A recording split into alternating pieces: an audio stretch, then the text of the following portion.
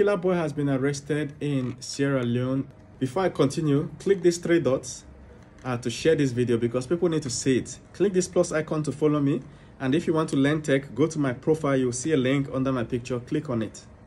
He was in a nightclub and somebody spotted him in a nightclub and made a call to a Nigerian lawyer. This lawyer was able to contact police and they went there. The next time he went to the club, grabbed him. What a stupid boy. Killer boy was under investigation for murder, the murder of his girlfriend. They said he used a knife to stab the girlfriend and then he disappeared. All right, some people say he cut the lady's organs for rituals. He himself has come to Twitter to say he never cut it. Now think about it. You're on the run, bro. Why are you tweeting? This guy has been tweeting every month since they started looking for him earlier this year.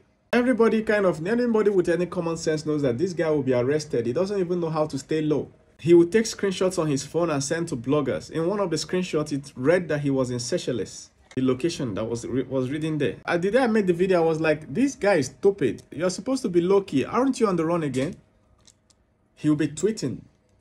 Do you know that Twitter tracks everything? All the social media apps on your phone, they track everything about you. They know more about you than you know about yourself. Do you know that? Somebody made a video the other day on YouTube, where he bought a brand new phone, Android phone, and he did not put any SIM card to it. All he did was just power it on. He put it in his pocket and drove around the city, came back, and then connected it to the internet for the first time. But then he connected a device that reads what data this phone uploads to the internet. And when he opened the data, see what the phone was writing. The phone was writing, walked 3 steps down the staircase, entered the vehicle, slammed the door, revised, drove 30 miles this direction, came down, entered the restaurant, that was what the phone was writing and uploading to the internet. The moment you buy your phone is tracking you. You can't run away from the government if they are chasing you. If government is determined to get you, they will get you. Imagine that Nigerian government is looking for you and you can tweet. You go to Twitter to tweet, you that is on the run. It's easy. They can simply call Twitter and say, we're shutting down Twitter again. Twitter will be like, what? Why? They will tell Twitter, unless you give us information about this guy that just wrote this tweet. Twitter will download everything they have to about you and give to the government. They know you, except they don't want to go to that extent. Government can get you. If your government is after you, only God can save you. This guy couldn't overcome his demons. He was on the run. He was tweeting. He was on the run. He was sending screenshots of his app to bloggers. He was on the run. He was going on nightclubs. Somebody commented about 2 months ago that they saw him in a certain country, in a certain nightclub, with 2 big Nyash ladies. This is somebody on the run for murder. He's carrying ladies to nightclub. And he's only 26 years old boy. They said he was a yahoo boy, allegedly. He had the money to run. At the end of the day, he couldn't stay low-key even for 1 year or 2 years. He could not. So that the whole thing would die down. Now that the whole thing the Nigerian police published his pictures for wanted poster. They published it. I think they even put a bounty on him. I can't remember. But this guy couldn't stay low-key, knowing that anybody could look at him and cross-check with the picture and expose him. Do you know the worst part? He couldn't even disguise himself. He looks exactly like he looks on the poster. The same length of hair, height of hair. And he's arrested. The same hair height, the same barbing style. Everything is just identical. It's easy for anybody to look at him and say, this is the guy that they're searching for in Nigeria. And then he got a new passport to give himself make himself a citizen of Sierra Leone. Then he went to stay in their capital. You're on the run, you're staying in the capital all day. Now, he couldn't even remove his hair. Remove your whole hair. Let's start with that. He couldn't. 26 years old all day. Now, he was tweeting some months ago that the death of his girlfriend was a mistake. That the lady tried to use a knife on him. He cut the knife, turned it, and used on the lady. I understand. If that's what happened, good. Why didn't you wait for police to come so that police can do their investigation? Why did you run? Doesn't make sense. Like, he has a lot of explanations to do in court, a whole lot. And then the killer boy there's no way he's not spending years in jail, because for him to run from police and a whole lot of things, man, You need like 30 to 40 lawyers.